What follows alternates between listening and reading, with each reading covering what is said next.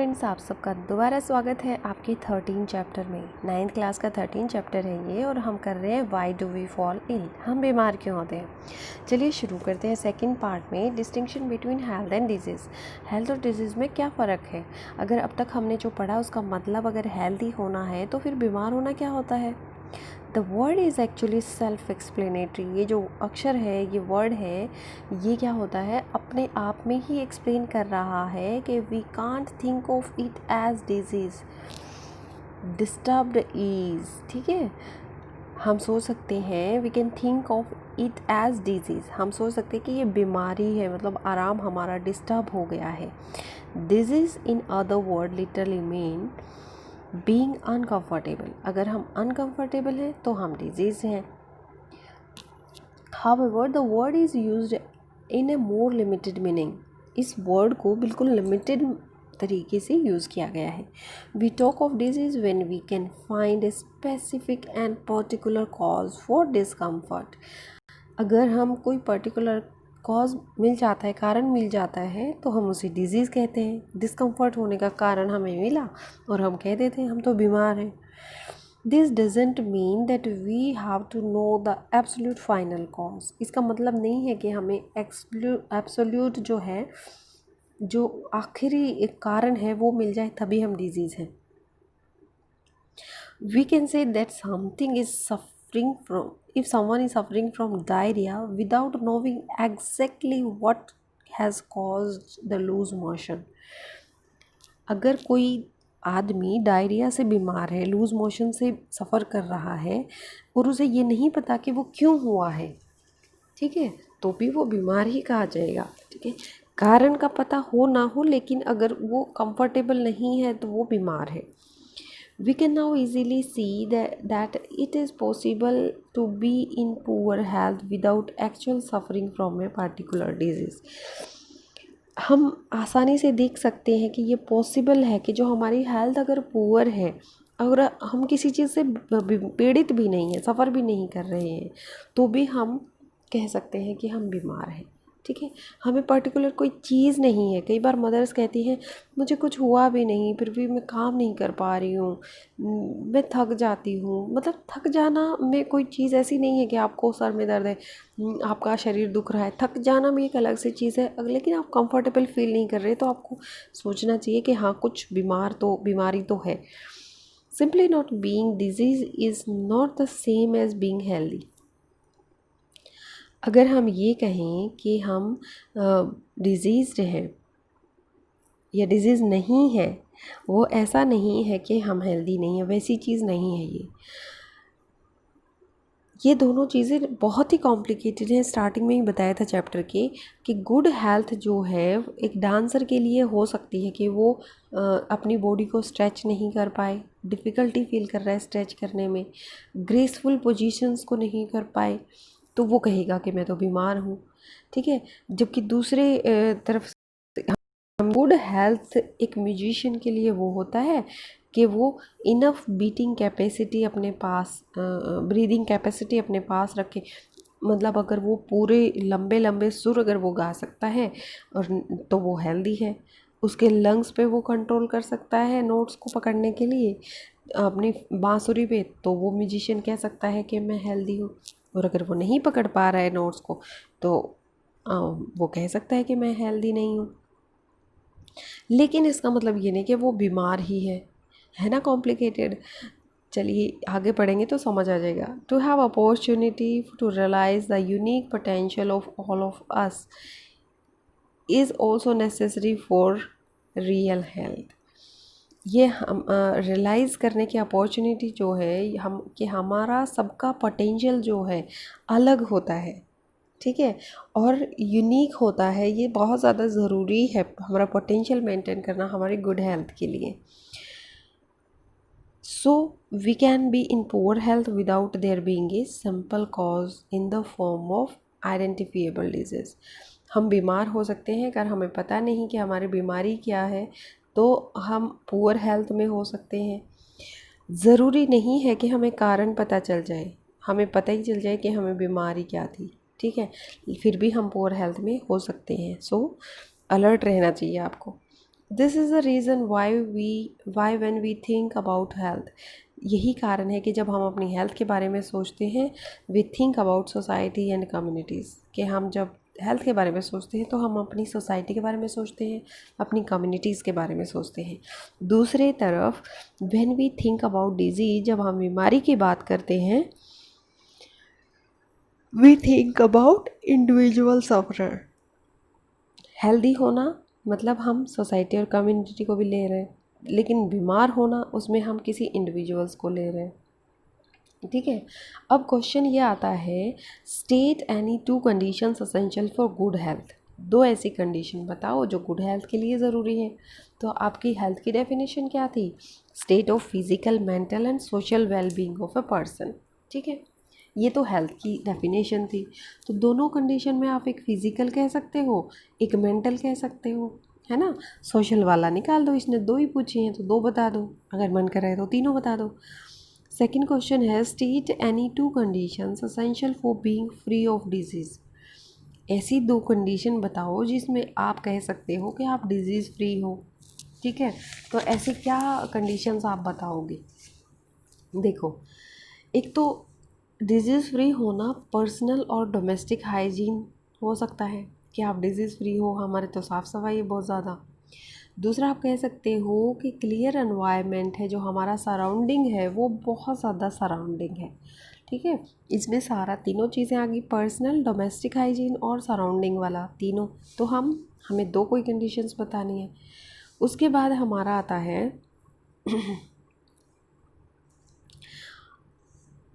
Are the answers of the above questions necessary the same और different and why. ये दो दो question जो पूछे गए हैं, इनके आंसर सेम भी हो सकते हैं क्या? अगर अलग हैं तो क्यों अलग हैं? देखिए, हेल्दी होना में हम फिज़िकली, मेंटली और सोशली हेल्दी सोसाइटी को भी लेते हैं, और डिजीज़ फ्री होना में हम कह सकते हैं कि हम सिर्फ साफ़ सफाई है तो हमें बीमारी नहीं होगी, हो सकता है इंटरनल कॉज भी हो। तो इस तरह से दोनों चीज़ें आप अपनी तरफ से भी बता सकते हैं कि आपको क्या लगता है। उसके बाद आता है disease and it's causes. Disease क्या है और उसके कारण क्या है। What does disease look like, disease का किस तरह से दिखती है आपको। ठीक है, let us now think a little more about disease. चलिए थोड़ा सा ज़्यादा सोचते हैं डिजीज़ के बारे में। In the first place, how do we know that there is a disease. पहले हम ये सोचेंगे कि कैसे हमें पता चलेगा कि यहाँ बीमारी है। दूसरे शब्दों में कह सकते हैं कि यहाँ कुछ गलत है, हमारी बॉडी में कुछ गलत है। कैसे कह सकते हैं? यहाँ पे कई सारे टिश्यूज़ हैं हमारी बॉडी में। ठीक है, जैसे हमने चैप्टर 6 में देखा, these tissues make a physiological system और organ system that carry out body functioning. ये टिश्यू क्या करते हैं? मिलकर फिजियोलॉजिकल फंक्शन करते हैं, ऑर्गन सिस्टम बनाते हैं जो हमारे बॉडी की फंक्शनिंग करती है। ये ऑर्गन सिस्टम है, स्पेसिफिक ऑर्गन्स रखते हैं। ठीक है, जितना भी ऑर्गन सिस्टम है, इनके स्पेसिफिक ऑर्गन्स होते हैं हमारी बॉडी में, जो कि पर्टिकुलर फंक्शन परफॉर्म करते हैं। ठीक है, so the digestive system has stomach and intestine and it help to digest food taken in from outside the body. जैसे हमारा डाइजेस्टिव सिस्टम है, इसमें एक ऑर्गन क्या है? स्टमक। दूसरा क्या है? इंटेस्टाइन। ये क्या करते हैं? हमारी जो खाना जो हमने बाहर से लिया है उसको डाइजेस्ट करने में हेल्प करते हैं। मस्कुलोस्केलेटल जो है, मस्कुलोस्केलेटल सिस्टम क्या होता है पहले ये समझो। स्केलेटल मसल्स आते हैं, इसमें कार्टिलेज आते हैं, टेंडन्स आते हैं, लिगामेंट्स आते हैं, जॉइंट्स आते हैं, ये सारे मस्कुलोस्केलेटल सिस्टम बनाते हैं। तो ये क्या कह रहा है कि which is made up of bones and muscles. ये बोन से और मसल से बना होता है, नाम से भी पता चल रहा है, लेकिन इसमें सब कुछ आता है। ठीक है, ये हमारी बॉडी को होल्ड करके रखते हैं, पार्ट्स को जोड़ के रखते हैं, और ये हमारी बॉडी मूवमेंट्स में हेल्प करते हैं। जब यहाँ पे कोई डिजीज़ होती है, either the functioning or the appearance of one or more system of the body will change for the worse. जब हमारी बॉडी डिजीज़्ड होती है, या तो उसकी फंक्शनिंग या फिर अपीयरेंस, जो मतलब दिखना होता है, अपीयर करना होता है। ठीक है, किसी बॉडी पार्ट्स का वो चेंज हो सकता है। बहुत ज़्यादा बुरे तरीके से भी फंक्शनिंग ख़राब हो सकती है, अपीयरेंस भी बहुत ज़्यादा बुरे तरीके से प्रभावित हो सकता है। these changes give rise to symptoms and sign of disease। ये जो चेंज हो जाते हैं, जो फंक्शनिंग का कम होना या फिर जो हमारे क्या कहते हैं उसके दिखने में बदलाव हो जाना, इससे क्या कह सकते हैं कि ये साइन होते हैं, ठीक है, कि हमारा शरीर अब बीमार है। उसके बाद आता है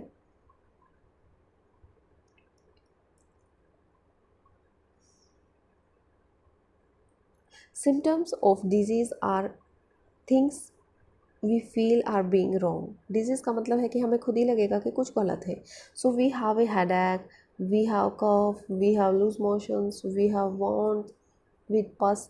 दीज आर द सिम्टम्स। कुछ भी ये सिम्टम्स हो सकते हैं कि हम बीमार हैं, हेडेक होना, कफ होना, कुछ चोट लगना, उसमें बहुत ज़्यादा पस गिरना, इस तरह की चीज़ें डिजीज़ कहलाती हैं।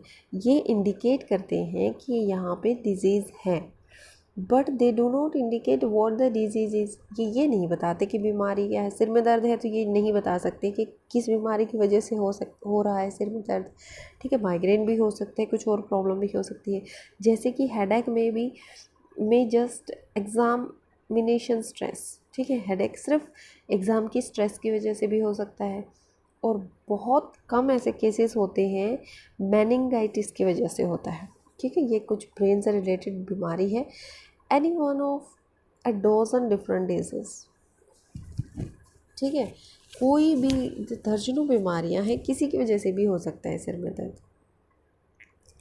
जो साइन होते हैं डिजीज़ के, वो physically will look for on the basis of symptoms.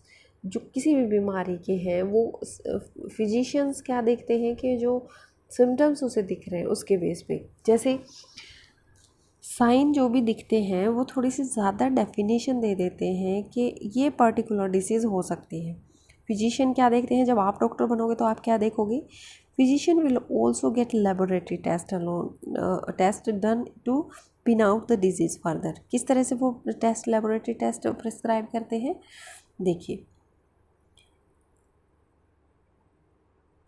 Acute और क्रॉनिक डिजीज़ हम उसको डिस्कस करेंगे कि किस तरह से डॉक्टर्स चेक करते हैं। Manifestation of disease will be different depending on number of factors. जो हम मैनिफेस्टेशन करते हैं डिजीज़ का अलग अलग होगा, डिपेंड करेगा कौन कौन से फैक्टर हैं। One of the most obvious factor that determine how we perceive the disease and its duration. जो बहुत ज़्यादा जो ऑब्वियस फैक्टर होता है कि डिटरमाइन करता है कि हम बीमारी को किस तरह से परसीव करें, है ना, और इसके ड्यूरेशन कितना होगा, ये सब चीज़ें कुछ एक फैक्टर पे डिटरमाइन करती हैं। कुछ डिजीज़ होती हैं कि जो बहुत ही लंबे समय तक रहती हैं, कुछ बहुत शॉर्ट पीरियड तक रहती हैं। तो ऐसी बीमारियां जो शॉर्ट पीरियड तक रहती हैं उसे कहते हैं एक्यूट डिजीज़।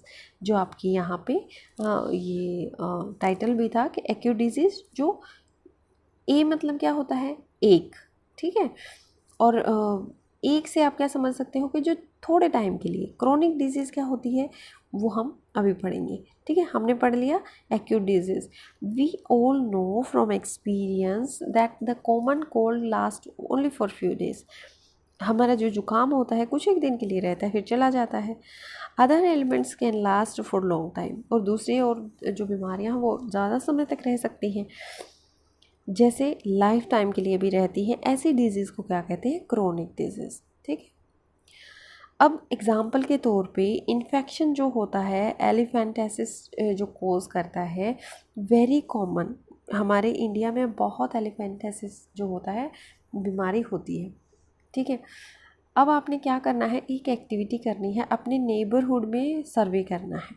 क्या करोगे वहाँ पे, कितने लोग सफ़र कर रहे हैं एक्यूट डिजीज़ से लास्ट 3 मंथ्स में, ठीक है। हो सकता है प्रेजेंट में तो आपको कोई नहीं मिले, लेकिन एक्यूट डिजीज़ जो थोड़े टाइम के लिए रहे। 3 महीने में किन किन को एक्यूट डिजीज़ हुई है। How many people developed chronic disease during the same period. और कितने लोगों को ऐसी बीमारियां हुई हैं जो लाइफ टाइम के लिए रहेंगी, उनको क्रोनिक डिजीज़ बोलते हैं। और फाइनली आपने टोटल नंबर जो है लोगों के, कितने लोग सफ़र कर रहे हैं क्रोनिक डिजीज़ से आपकी बीमारी आपके पड़ोस में, ये पता करना है। अब है जो क्वेश्चन 1 है और 2 है वो उसका आंसर सेम है क्या? पहले आपने ये पता करना था कि एक्यूट डिजीज़ कितने लोगों में हुई है 3 महीने में। दूसरे क्वेश्चन में था कि कितने लोगों ने क्रोनिक डिजीज़ डेवलप की है। ठीक है, तो ये फर्स्ट और सेकंड का आंसर क्या सेम है। अब फिर आपने are the answers of question first and 2 different, क्या अलग है? ठीक है, ठीक है, पहले का और दूसरे का डिफरेंट आंसर है या फिर दूसरे का या तीसरे का डिफरेंट आंसर है, कि आप क्या सोचते हो क्या कारण हो सकता है इन डिफरेंसेस के पीछे? आप क्या सोच सकते हो क्या इफ़ेक्ट हो सकता है इन डिफरेंस का, हम जो जनरल हेल्थ है पॉपुलेशन की उसके ऊपर क्या असर हो सकता है? ठीक है, उसके बाद आता है chronic disease and poor health. Chronic disease क्या होती है? जो लाइफ टाइम के लिए होती है। As we can imagine acute and chronic disease have different effect on our health. हमें पता है, हम सोच भी सकते हैं कि एक्यूट डिजीज़ क्या है, थोड़े टाइम के लिए रहती है। क्रोनिक डिजीज़ क्या है, लंबे टाइम के लिए रहती है। तो हमारी हेल्थ पे उसका क्या असर होगा? कोई भी डिजीज़ जो पुअर फंक्शनिंग करती है हमारे बॉडी पार्ट्स में, वो हमारी जनरल हेल्थ को भी अफेक्ट करती है। समझ रहे हो? This is because all functions of our body are necessary for general health. ये इसलिए कि जो हमारी फंक्शनिंग है वो तभी अच्छे से फंक्शनिंग करेगी जब हम खुद सही होंगे। हमारी बॉडी फंक्शनिंग, सभी फंक्शनिंग सही होनी चाहिए ताकि हमारी जो जनरल हेल्थ है वो सही हो जाए। जो एक्यूट डिजीज़ है, एक्यूट से मतलब ए आ रहा है ना, तो आप इसको याद रखना कि थोड़े टाइम के लिए जो डिजीज़ रहती है जो जल्दी ही ख़त्म हो जाती है, which will have time to cause major effect on general health. ये क्या है? विल नॉट हैव लिखा हुआ है, ये हमारे जनरल हेल्थ पे कोई ज़्यादा इफ़ेक्ट नहीं करेगी। जो क्रोनिक डिजीज़ है वो ऐसा कर सकती है क्योंकि वो बहुत लंबे टाइम के लिए रहती है। फॉर एन एग्ज़ाम्पल सोचिए कि जब हमें कफ होता है, कोल्ड होता है, जो कि हम टाइम टू टाइम सबको होता रहता है, हम जल्दी से, ज़्यादातर हम में से जल्दी ठीक हो जाते हैं because become well within a week or so. एक हफ्ते में ठीक हो जाते हैं, जो काम हो जाता है, ठंड हो जाती है तो भी कोई भी इसका बैड इफ़ेक्ट नहीं होता एक्चुअली। ठीक है, तो ये चीज़ क्या है? ये एक्यूट डिजीज़ है, हमारी हेल्थ पे कोई बैड इफ़ेक्ट नहीं होता। We do not lose weight, we do not become short of breath, we do not feel tired all the time because of few days of cough and cold। हमें ऐसा कुछ नहीं होता कि हम पतले हो गए, कि हमें सांस ही नहीं आ रहा, हम टायर्ड फील कर रहे हैं, क्योंकि ये एक हफ्ते की बात होती है, बीमारी चली जाती है। But if we get infected with the chronic disease, अगर हम एक लाइफ टाइम वाली बीमारी से पीड़ित हो जाएं, जैसे ट्यूबरकुलोसिस होती है लंग्स में, जिसे टीबी बोलते हैं, then being ill over the years does make us lose weight and feel tired all the times। तो हमें क्या लगेगा कि हमारा वेट कम हो गया है, हमें थकावट हो रही है बहुत ज़्यादा। we may not go to school for few days if we have an acute disease। अगर हम एक्यूट डिजीज़ हमें हो जाती है तो हम स्कूल भी नहीं जा सकते। But A chronic disease will make it difficult for us to follow what is being taught in school and reduce our ability to learn। तो ऐसी क्रोनिक डिजीज़ क्या करती है? मुश्किल कर देती हैं हमारे लिए कि स्कूल में जो भी पढ़ाया जा रहा है हम उसे पढ़ें, हम उसे समझें। तो हमारे इससे क्या फ़र्क हो रहा है कि हमारे ब्रेन की एबिलिटी है वो भी कम हो रही है। दूसरे शब्दों में कह सकते हैं प्रोलॉन्ग्ड जनरल पुअर हेल्थ हो गई है हमारी क्रोनिक डिजीज़ की वजह से। जो क्रोनिक डिजीज़ हैं इसीलिए ड्रास्टिक इफ़ेक्ट रखती हैं, बहुत बुरे वाले इफ़ेक्ट हमारी सेहत पे डालती है, ये लोगों की हेल्थ पे डालती है compare to acute disease. Acute disease से इतना ज़्यादा असर नहीं होता। तो इसके बाद आता है कॉज ऑफ डिजीज़, डिजीज़ के क्या कारण हैं, ये हम करेंगे नेक्स्ट वीडियो में। Till then have a good day.